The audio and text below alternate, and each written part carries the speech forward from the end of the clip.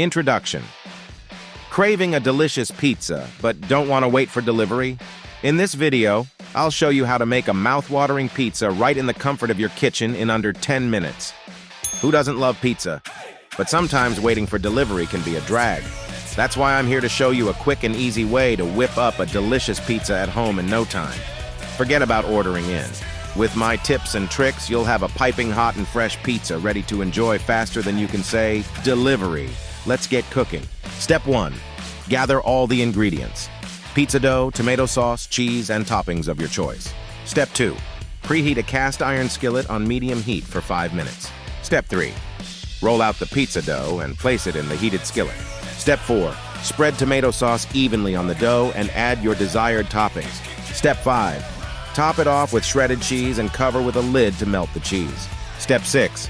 Once the crust is golden brown and crispy, remove from heat. Optional step. Use a kitchen torch to lightly char the edges of the crust for added flavor.